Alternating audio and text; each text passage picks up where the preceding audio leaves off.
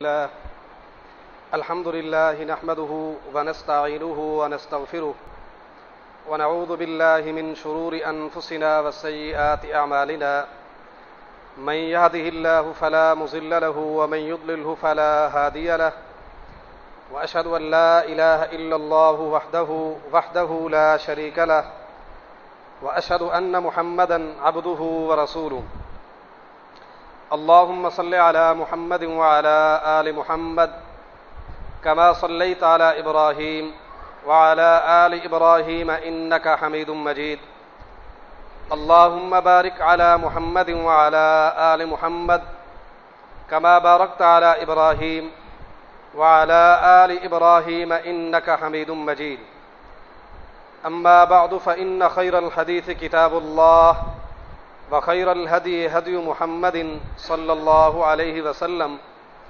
وشر الأمور محدثاتها وكل محدثة بدعة وكل بدعة ضلالة وكل ضلالة في النار أعوذ بالله السميع العليم من الشيطان الرجيم ثم أورثنا الكتاب الذين اصطفيناه من عبادنا فمنهم ظالم لنفسه ومنهم مقتصد ومنهم سابق بالخيرات بإذن الله ذلك هو الفضل الكبير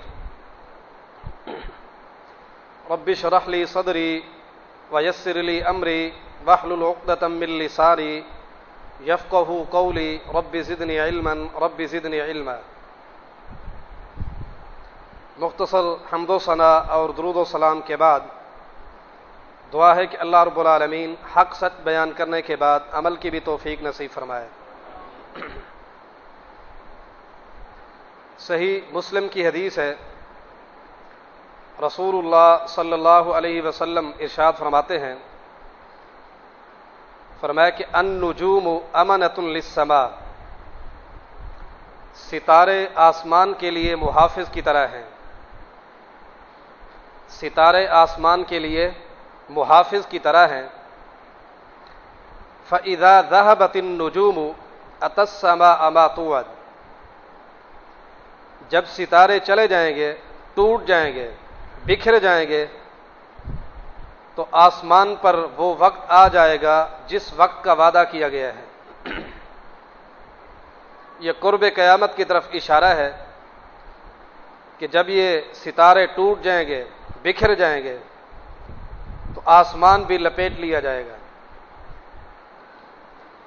اور آگے فرمایا کہ وَأَنَا أَمَنَةٌ لِأَصْحَابِي، جس طرح ستارے آسمان کے لیے محافظ کی طرح ہیں، بے عین ہی اسی طرح میں اپنے صحابہ کا محافظ ہوں. میں اپنے صحابہ کے لیے محافظ کی طرح ہوں. فَإِذَا ذَهَبْتُ أَتَى أَصْحَابِي مَا يُوعَدُونَ، جب میں اس دنیا سے چلا جاؤں گا تو میرے صحابہ پر وہ وقت آ جائے گا جس وقت کا وعدہ کیا گیا ہے. یعنی میرے چلے جانے کے بعد میرے صحابہ پر فتنے ٹوٹ پڑیں گے. اور آگے فرمایا کہ وَأَصْحَابِي أَمَنَةٌ لِأُمَّتِي، جس طرح ستارے آسمان کے لیے محافظ، میں اپنے صحابہ کا محافظ، اسی طرح میرے صحابہ میری امت کے لیے محافظ کی طرح ہیں. فَإِذَا ذَهَبَ أَصْحَابِي أَتَى أُمَّتِي مَا يُوعَدُونَ، جب میرے صحابہ اس دنیا سے چلے گئے تو میری امت پر وہ وقت آ جائے گا جس وقت کا وعدہ کیا گیا ہے. یعنی میرے صحابہ کے چلے جانے کے بعد میری امت پر فتنے نازل ہوتے رہیں گے. تو گویا صحابہ کا وجود اس دھرتی پر، اس امت پر ایک عظیم احسان ہے. جب تک ان کا وجود اس کائنات میں باقی رہا، امت فتنوں سے محفوظ رہی. جیسے جیسے صحابہ اٹھتے چلے گئے، امت فتنوں کا شکار ہوتی چلی گئی.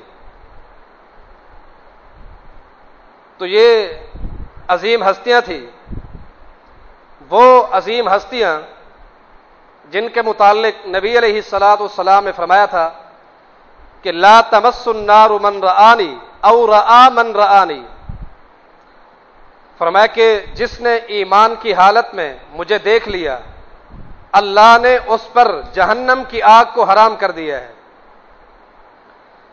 اور آگے فرمایا کہ او رآ من رآنی، جس نے میرے صحابہ کو ایمان کی حالت میں دیکھا، ایمان کی حالت میں میرے صحابی کو دیکھنے والا اس شخص پر بھی اللہ جہنم کی آگ کو حرام کر دیتا ہے۔ تو یہ مجموعی طور پر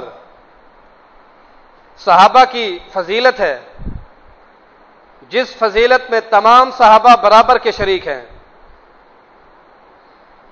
یہ فضیلت ہر صحابی پر اس کا حکم لاگو ہے۔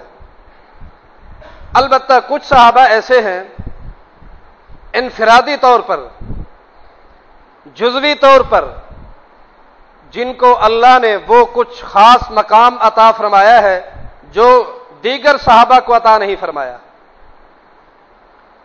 انفرادی طور پر ہر صحابی کا اپنا ایک مقام ہے، ہر ایک کی اپنی شان ہے، اور اس مقام اور شان میں باقی صحابہ ثانی نہیں ہیں۔ تو ان میں سے آج کہ اس خطبہ جمعۃ المبارک میں ابو بکر صدیق رضی اللہ تعالی عنہ کی شان کے حوالے سے کچھ گزارشات آپ کے سامنے پیش کروں گا۔ دعا ہے کہ اللہ صحیح بیان کرنے کی توفیق نصیب فرمائے۔ سیدنا ابو بکر صدیق رضی اللہ تعالی عنہ وہ عظیم ہستی ہیں کہ غزوہ خیبر کے موقع پر جب نبی علیہ الصلوۃ والسلام نے خیبر کے یہودیوں کا محاصرہ کر لیا، تو آپ جانتے ہیں کہ خیبر کا علاقہ، خیبر کی زمین سرسبز و شاداب ہے، وہاں کے باغات بڑے معروف ہیں، اور بالخصوص کھجوروں کے باغ، اعلیٰ قسم کی جو کھجور ہے وہ وہاں خیبر کے مقام پہ پائی جاتی ہے۔ جب نبی علیہ الصلوۃ والسلام نے وہاں پہنچ کر گھیرا دیا، آپ نے صحابہ کو حکم دیا کہ یہ جو باغات ہیں ان باغات کو کاٹ کر آگ لگا دی جائے۔ یہ کھجوروں کے باغات، یہ کھجوروں کے درخت، انہیں کاٹ ڈالو، ان کو آگ لگا دو۔ صحابہ کرام رضوان اللہ علیہم اجمعین نے نبی علیہ الصلوۃ والسلام کے حکم پر درختوں کو کاٹنا اور آگ لگانا شروع کر دی۔ ابو بکر صدیق رضی اللہ تعالی عنہ تشریف لائے، فرمانے لگے اللہ کے پیغمبر، میری ایک رائے ہے، میرا ایک مشورہ ہے کہ آپ ان درختوں کو نہ کٹوائیں اور نہ ہی آگ لگوائیں۔ کیوں؟ امید ہے کہ اللہ ہمیں فتح یاب کرے گا، اللہ ہمیں فتح نصیب کرے گا۔ تو جب اللہ نے ہمیں فتح یاب کر دیا تو یہی باغات ہمارے ہوں گے، یہی باغات ہمارے پاس ہوں گے، لہذا آپ یہ درخت، یہ باغات نہ کٹوائیں۔ نبی علیہ الصلوۃ والسلام نے منع کر دیا کہ درختوں کو نہ کاٹا جائے، ان کو آگ نہ لگائی جائے۔ اب یہ رائے صدیق اکبر کی تھی، مشورہ حضرت ابوبکر صدیق کا تھا۔ اللہ تعالیٰ نے کچھ یوں بیان فرمایا کہ ما قطعتم من لینۃ او ترکتموها قائمۃ علی اصولها فباذن اللہ، فرمایا کہ وہ درخت جو تم نے کاٹ لیے یا جو درخت نہیں کاٹے، یہ سارا کچھ باذن اللہ، یہ میرے حکم سے تھا۔ حالانکہ نہ کاٹنے کی رائے یہ کس کی تھی؟ صدیق کی تھی۔ اللہ نے کیا کہا؟ باذن اللہ، یہ میرا حکم تھا۔ گویا حکم اللہ کا تھا، اللہ نے اپنا حکم، اپنا فیصلہ ابو بکر صدیق کی زبانی پیغمبر کو سنوا دیا۔ یہ وہ شان ہے، یہ وہ عظمت ہے کہ جسے ہم کہہ سکتے ہیں کہ یہ آیت ابو بکر صدیق کی شان اور ان کی موافقت، ان کی رائے کی موافقت میں نازل ہوئی ہے۔ بہرحال قرآن مجید کی کئی ایسی آیات ہیں جو حضرت ابو بکر صدیق کی شان میں، ان کی رائے میں موافقت کرتے ہوئے اللہ نے نازل کی ہے۔ کچھ احادیث بھی اسی طرح کی ہیں۔ مثلا صحیح بخاری کی ایک معروف حدیث ہے، ایک شخص نبی علیہ السلام کی خدمت میں حاضر ہوا اور آ کر کہنے لگا، اللہ کے پیغمبر، میں نے ایک خواب دیکھا ہے۔ خواب یہ ہے کہ آسمان سے گھی اور شہد ٹپک رہا ہے، گھی اور شہد آسمان سے برس رہا ہے، ٹپک رہا ہے، اور زمین کے کچھ لوگ اسے لے رہے ہیں، کچھ زیادہ اور کچھ کم، کچھ زیادہ لینے والے ہیں اور کچھ کم ہیں، کچھ زیادہ لے گئے اور کچھ کم لے گئے۔ اور اس کے ساتھ ہی میں نے ایک رسی لٹکی ہوئی دیکھی، آسمان سے لٹکتی ہوئی ایک رسی۔ اس رسی پہ میں نے آپ کو دیکھا، آپ اس پر چڑھے اور آپ غائب ہو گئے۔ آپ کے بعد ایک اور بندہ چڑھا، وہ بھی چڑھ کر غائب ہو گیا۔ پھر اس کے بعد ایک اور بندہ، وہ بھی چڑھا، غائب ہو گیا۔ اس کے بعد ایک بندے نے چڑھنے کی کوشش کی لیکن وہ رسی ٹوٹ گئی۔ پھر اس رسی کو ملایا گیا، گرہ لگائی گئی، وہ بھی کامیاب ہو گیا۔ اس کے بعد رسی ٹوٹی اور وہ نہیں ملائی جا سکی، اسے گرہ نہیں لگائی جا سکی۔ یہ میرا خواب ہے اور مجھے خواب کی تعبیر بتلائی ہے۔ ابو بکر صدیق رضی اللہ تعالی عنہ تشریف فرما تھے، فرمانے لگے، اللہ کے پیغمبر، اگر اجازت ہو تو تعبیر میں بتلا سکتا ہوں، اگر اجازت ہو تو تعبیر میں بتلاتا ہوں۔ آپ نے فرمایا، بتلاؤ، آپ ہی بتلا دو۔ تو صدیق اکبر رضی اللہ تعالی عنہ نے جو خواب کی تعبیر بتلائی وہ یہ تھی کہ آسمان سے ٹپکنے والا، برسنے والا گھی اور شہد، فرمایا کہ یہ قرآن اور اس کی نرمی ہے، قرآن اور اس کی مٹھاس ہے۔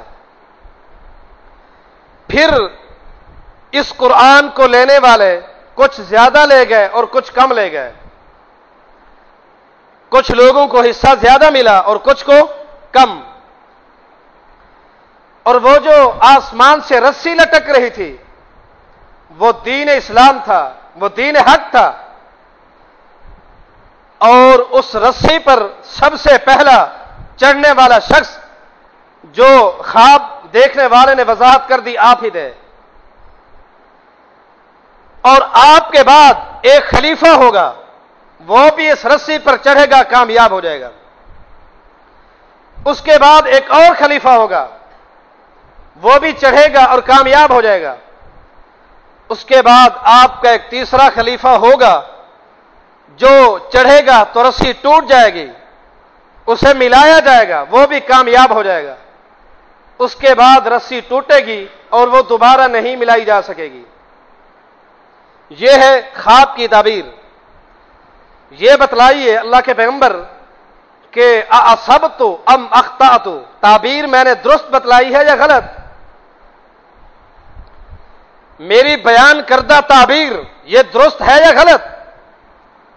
آپ نے فرمایا، اصبت بعضا واخطأت بعضا، اے ابو بکر، کچھ تعبیر تو نے صحیح بتلائی ہے اور کچھ غلط بتلائی ہے۔ محدثین نے اس پر غور کیا ہے کہ تعبیر تو ساری درست ہے، جو ابو بکر صدیق نے تعبیر بتلائی تھی بے عین ہی اسی کے مطابق ہوا، لیکن نبی علیہ السلام نے فرمایا، اخطأت بعضا واصبت بعضا، کچھ تعبیر تو نے درست اور کچھ غلط بتلائی۔ وہ غلط کیا ہے؟ وہ محدثین نے ایک بحث کی ہے، وہ ایک علیحدہ مسئلہ ہے، لیکن جو بتلانا مقصود ہے وہ یہ کہ پیغمبر کی موجودگی میں بتلائی جانے والی وہ تعبیر، خواب کی وہ تعبیر جو صدیق نے بتلائی، وہ تقریباً پوری ہوئی۔ وہاں ایک باریک نقطہ جس پر اگرچہ محدثین نے کلام کی ہے، بحث کی ہے، وہ ایک علیحدہ بحث ہے، لیکن صدیق کا خواب اسی طرح پورا ہی نکلا۔ آئیے ذرا دیکھیے ایک اور خواب امام سیوطی رحمۃ اللہ علیہ نے الخلفاء کے اندر اس خواب کو نقل کیا ہے، اور اس خواب کو دیکھنے والی ام المؤمنین سیدہ عائشہ ہیں رضی اللہ تعالی عنہا۔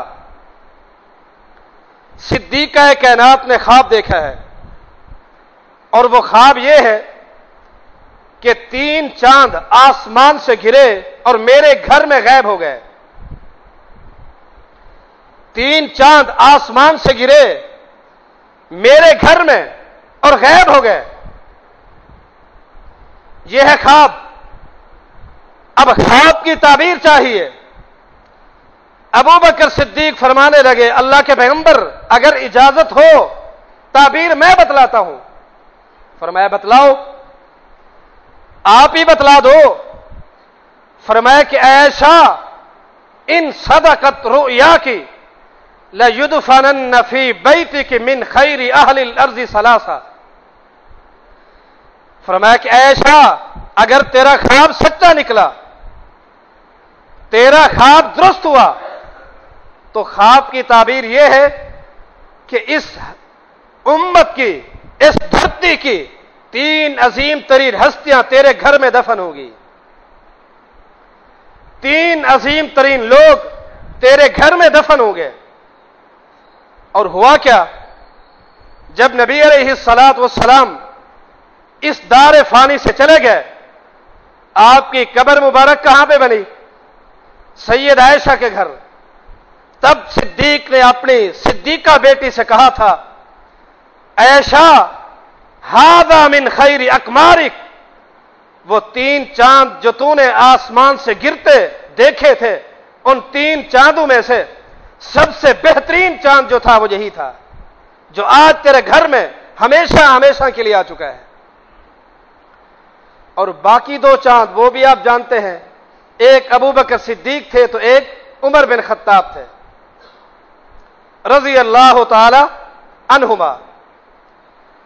ایسی عظیم ہستی کہ سیدہ حفصہ بنت عمر رضی اللہ تعالی عنہما غزوہ بدر کے موقع پر یہ بیوہ ہو گئیں، ان کے خامد وفات پا گئے۔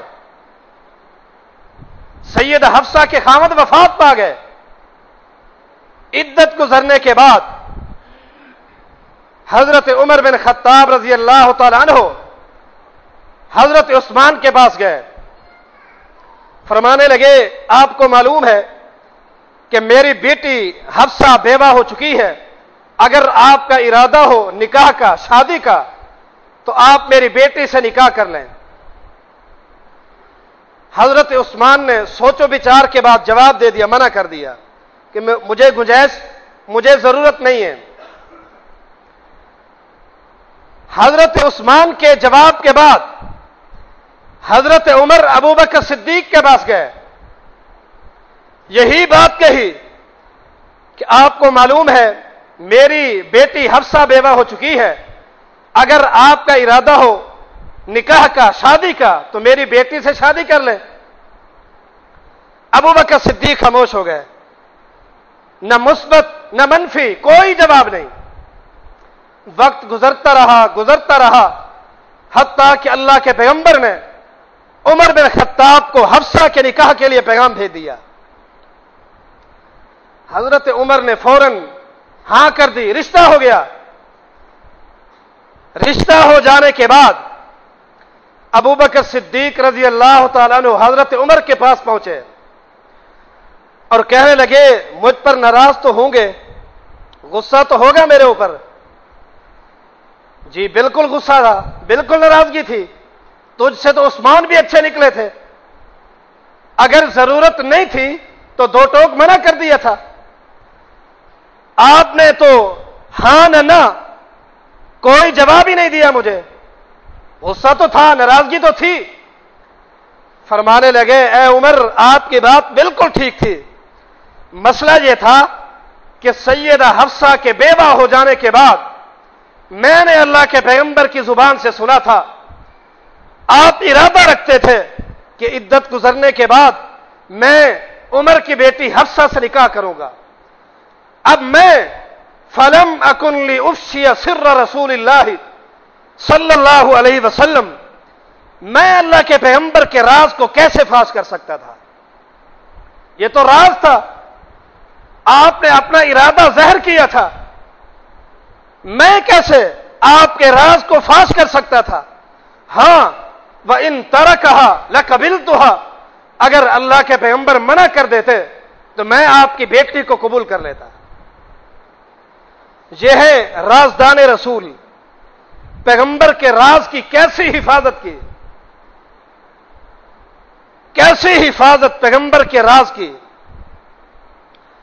اور مزید آگے چل کر بخاری ہی کی روایت آپ جانتے ہیں کہ جب حضرت عمر رضی اللہ عنہ زخمی ہوئے, خنجر لگے زخمی ہوئے, ان کو گھر لے جایا گیا.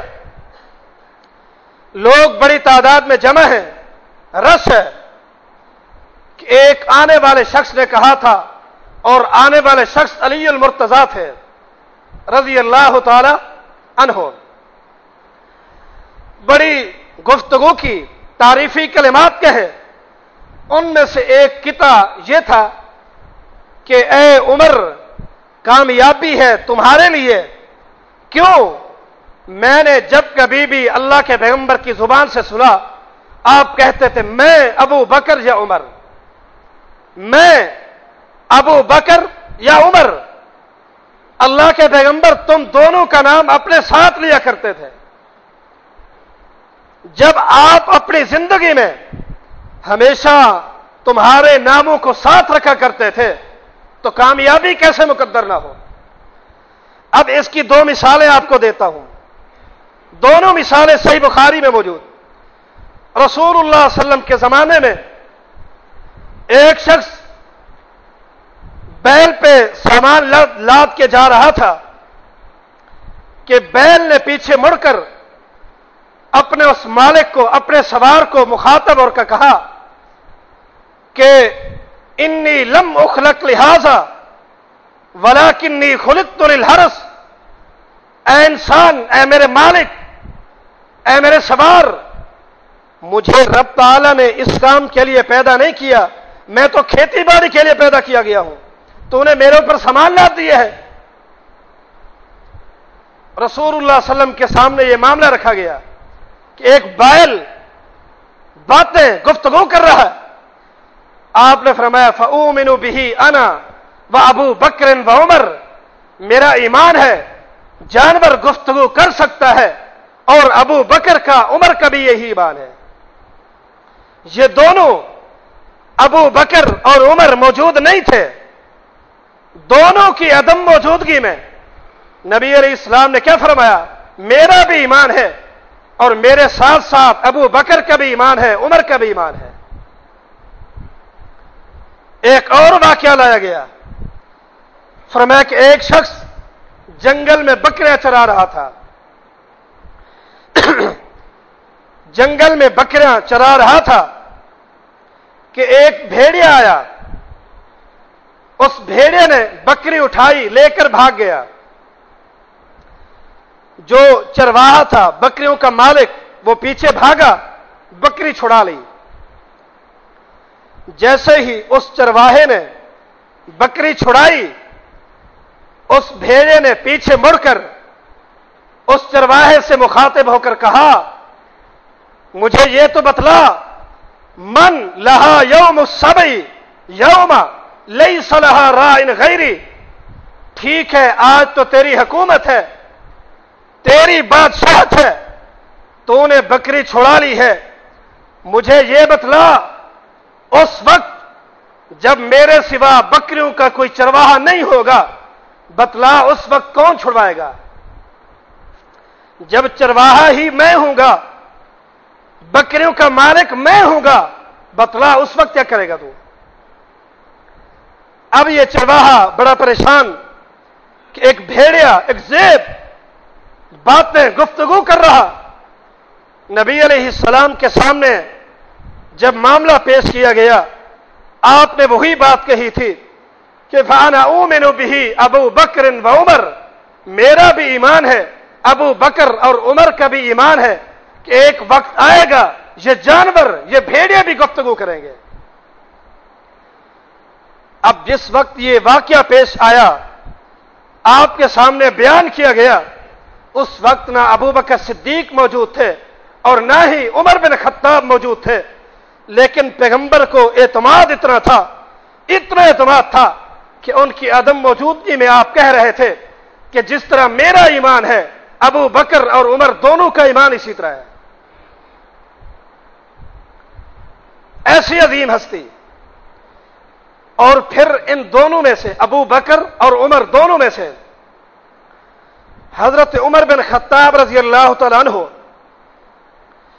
حضرت ابو بکر صدیق رضی اللہ عنہ کے متعلق کہا کرتے تھے کہ لو وزن ایمان ابی بکر ما ایمان جمیل خلق لردہ ایمان ابی بکر، فرمایا کہ اگر ترازو کے ایک پلڑے میں ابو بکر صدیق کے ایمان کو رکھ دیا جائے ہوئے لوگوں سے سوال کیا، فرمایا لوگوں یہ بتلاؤ کہ من اشجع الناس، لوگوں میں سب سے بڑا بہادر کون ہے، سب سے بڑا دلیر، سب سے بڑا بہادر کون ہے؟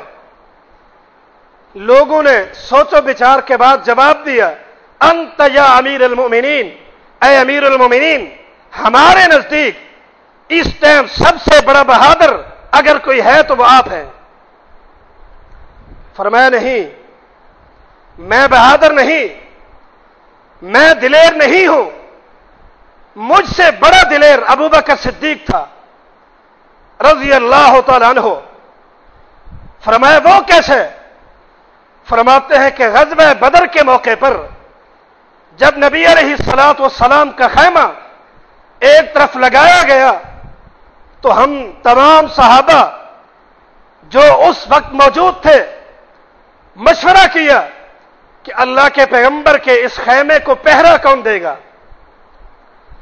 یہاں چوکیداری کون کرے گا؟ تو اس وقت سب سے پہلے جنہوں نے تلوار اٹھائی تھی، دشمنوں کے مقابلے میں اٹھے تھے، وہ ابو بکر صدیق تھے، اور آگے چل کر کہا تھا، فرمایا لوگوں جب نبی علیہ الصلوۃ والسلام بیت اللہ میں نماز پڑھ رہے تھے تو دشمنان نے، مشرکین مکہ نے نبی علیہ الصلوۃ والسلام پر حملہ کر دیا، آپ کو گھسیٹ رہے تھے، آپ کو تکالیف کا سامنا تھا، اس وقت بہت سارے لوگ آپ کو دیکھ رہے تھے، لیکن کسی کی جرأت نہ تھی، کوئی آگے نہ بڑھ سکا، اگر آگے کوئی بڑھا تھا تو ابو بکر صدیق بڑھے تھے، انہوں نے آگے بڑھ کر لوگوں کو پیچھے ہٹایا، پیغمبر علیہ الصلوۃ والسلام کو نیچے سے نکال لیا تھا۔ تو سب سے بڑے بہادر، مجھ سے بھی زیادہ بہادر اگر کوئی ہے تو وہ ابو بکر صدیق ہے۔ تھوڑی دیر کے بعد علی المرتضی رضی اللہ تعالی عنہ نے دوران خطبہ ایک اور سوال اٹھایا، فرمایا لوگوں مجھے یہ بتلاؤ، میرے سوال کا جواب دو کہ ایک مومن اس امت کا ہے، ایک مومن اس امت کا ہے اور ایک مومن آل فرعون کا ہے۔ آل فرعون کا مومن جو حضرت موسیٰ کی صفائی پیش کر رہا تھا وہ مومن، اور اس امت کا مومن ابو بکر صدیق، ان دو میں سے بہتر کون ہے؟ ان میں سے افضل کون ہے؟ سوال کا جواب چاہیے۔ سامعین خاموش ہو گئے، علی المرتضی رضی اللہ تعالی عنہ کی آنکھوں سے آنسو آ گئے، اپنے اوپر چادر ڈالی، اپنے آنسو صاف کرنے کے بعد فرمایا لوگوں لمومن، فرمایا کہ ایک آل فرعون کا مومن اور ایک اس امت کا مومن، میرے نزدیک اس امت کا مومن ابو بکر صدیق کا ایک لمحہ اس آل فرعون کی ساری زندگی سے بہتر ہے۔ کیوں؟ اس لیے کہ وہ مومن اپنے ایمان کو چھپا رہا تھا، اس نے اپنے ایمان کو چھپائے رکھا تھا، بے شک صفائی پیش کر رہا تھا، لیکن اس نے اپنے ایمان کو ظاہر نہیں کیا تھا، چھپائے رکھا تھا۔ لیکن اس امت کے مومن کا حال تو یہ تھا کہ وہ دفاع بھی کر رہا تھا اور اپنے ایمان کا اظہار بھی کر رہا تھا۔ ایسی شان، ایسی عظمت علی المرتضی رضی اللہ تعالی عنہ کی زبانی۔ اور آگے چلیے، میں اگلی بات سے پہلے آپ کو ایک نسب نامہ سنا دیتا ہوں۔ ایک قول جو کہ امام جعفر صادق رحمہ اللہ کا ہے۔ امام جعفر صادق رحمت اللہ علیہ، ذرا ان کا نسب نامہ سن لیجئے، ہیں کون؟ ان کا نسب نامہ یہ ہے کہ حضرت علی المرتضی رضی اللہ تعالیٰ عنہ کے پہلے بیٹے حضرت حسن، اور دوسرے کا نام کیا ہے؟ حضرت حسین۔ حضرت حسین کا ایک بیٹا جس کا نام زین العابدین ہے، جسے علی زین العابدین کے نام سے یاد کیا جاتا ہے۔ پھر علی زین العابدین کا ایک بیٹا ہے جس کا نام محمد ہے، محمد الباقر۔ محمد الباقر، حضرت علی، حضرت حسین، علی زین العابدین اور محمد الباقر، یہ یاد رکھنا، حضرت علی، حضرت حسین، علی زین العابدین اور محمد الباقر۔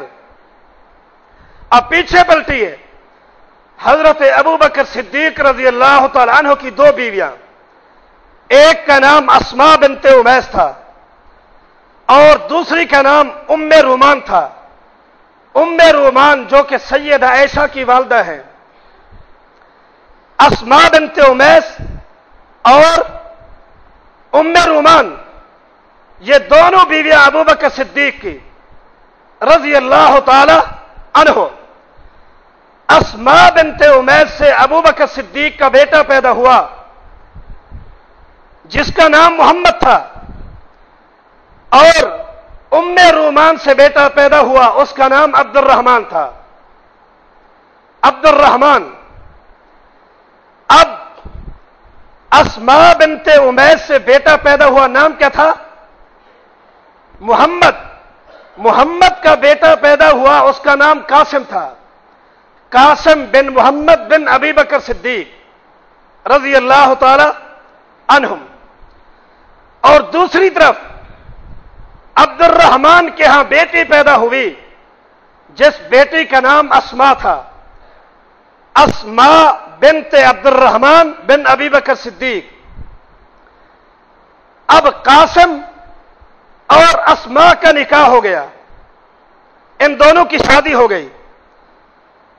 وہ ابو بکر صدیق کی نواسی لگتی ہے تو یہ پوتا لگتا ہے، ایک طرف پوتا اور ایک طرف نواسی۔ نکاح ہو گیا، جب نکاح ہوا بیٹی پیدا ہوئی، بیٹی کا نام ام فروا تھا، ام فروا۔ اور پیچھے کہاں ہم رکے تھے؟ محمد الباقر پہ، علی زین العابدین کے بیٹے محمد الباقر، حضرت حسین کے پوتے، وہ محمد الباقر، ادھر سے ام فروا، ان دونوں کا نکاح ہوا۔ جب نکاح ہوا بیٹا پیدا ہوا اس کا نام جعفر صادق تھا۔ یہی وجہ ہے امام جعفر صادق رحمہ اللہ فرمایا کرتے تھے کہ ولدنی علی مرتن وابو بکر مرتین، مجھے علی نے ایک بار جنا ہے اور ابو بکر صدیق نے 2 بار جنا ہے۔ امام جعفر صادق رحمت اللہ علیہ جو کہ ان کے نزدیک امام معصوم ہیں، امام منصوص ہیں، ان کا قول ہے، فرمایا کرتے تھے، فرمایا کہ بری اللہ ممن تبرأ من ابی بکر و عمر، فرمایا کہ جو شخص ابو بکر یا عمر سے تبرہ کرتا ہے اللہ اس شخص سے بری ہو جائے۔ جو ابو بکر عمر سے اپنا تعلق نہیں جوڑتا ان سے بری ہے، بری اللہ، اللہ اس شخص کو بری کر دے۔ اور ایک دوسرا قول فرمایا کرتے تھے، واللہ انی لاحب ابا بکر و عمر، اللہ کی قسم میں ابو بکر صدیق سے بھی محبت کرتا ہوں، عمر بن خطاب سے بھی محبت کرتا ہوں، واتب اللہما، میں ان دونوں کو اپنا دوست، اپنا ولی سمجھتا ہوں۔ ابو بکر بھی میرے ولی ہیں، عمر بھی میرے ولی ہیں، واللہ ان خالف فی ھذا الامر، اے اللہ اگر میں اپنے اس موقف میں جھوٹا ہوں یا میرا یہ نظریہ میرے اعتقاد کے خلاف ہو، میرے عمل کے خلاف ہو، اے اللہ میں اپنے لیے تجھ سے بد دعا کرتا ہوں۔ وہ بد دعا کیا تھی؟ اے اللہ پھر اگر میں اپنے دعوے، اپنے عقیدے میں جھوٹا نکلا تو مجھے قیامت کے دن محمد الرسول اللہ صلی اللہ علیہ وسلم کی سفارش نصیب نہ کرنا۔ ایسی محبت اگر میں اپنی محبت کے دعوے میں سچا نہ نکل سکا تو اے اللہ مجھے شفاعت سے محروم کر دینا۔ یہ امام جعفر صادق رحمت اللہ علیہ کا قول۔ خیر، یہ ساری باتیں بتلانے کا مقصد یہ ہے کہ یہ سارے رشتے، یہ سارے اقوال اس بات کی دلیل ہیں کہ یہ آپس میں ایک دوسرے سے محبت کیا کرتے تھے، کوئی تبرہ نہیں تھا، کوئی ہذیان نہ تھا، کوئی ذرہ برابر لچک نہ تھی۔ یہ سارے دلائل ان کی محبت پر دال ہیں۔ آج ہمارے لیے بھی یہی لمحہ فکریہ ہے کہ جس طرح ان کی آپس میں محبتیں قائم تھی، اللہ ہمیں بھی ان کے ساتھ محبت قائم کرنے کی توفیق نصیب فرمائے۔ اقول قولی ھذا وما علی الا البلاغ۔ الحمد للہ نحمده ونستعینه ونستغفره ونعوذ بالله من شرور انفسنا وسيئات اعمالنا، من يهده الله فلا مضل له ومن يضلله فلا هادي له، واشهد ان لا اله الا الله وحده لا شريك له، واشهد ان محمدا عبده ورسوله۔ اللهم صل على محمد وعلى آل محمد كما صليت على إبراهيم وعلى آل إبراهيم إنك حميد مجيد۔ اللهم بارك على محمد وعلى آل محمد كما باركت على إبراهيم وعلى آل إبراهيم إنك حميد مجيد۔ أما بعد، فإن خير الحديث كتاب الله، وخير الهدي هدي محمد صلى الله عليه وسلم، وشر الأمور محدثاتها، وكل محدثة بدعة، وكل بدعة ضلالة، وكل ضلالة في النار۔ أعوذ بالله السميع العليم من الشيطان الرجيم۔ إن الله وملائكته يصلون على النبي، يا أيها الذين آمنوا صلوا عليه وسلموا تسليما۔ ربنا آتنا في الدنيا حسنة وفي الآخرة حسنة وقنا عذاب النار۔ ربنا ظلمنا أنفسنا وإن لم تغفر لنا وترحمنا لنكونن من الخاسرين۔ اللهم انصر من نصر دين محمد صلى الله عليه وسلم واجعلنا منهم، وخذل من خذل دين محمد صلى الله عليه وسلم ولا تجعلنا منهم۔ عباد الله رحمكم الله، إن الله يأمر بالعدل والإحسان وإيتاء ذي القربى وينهى عن الفحشاء والمنكر والبغي، يعظكم لعلكم تذكرون۔ اذكروا الله يذكركم وادعوه يستجب لكم، ولذكر الله تعالى أعلى جل وصلوا وأولى وأكبر۔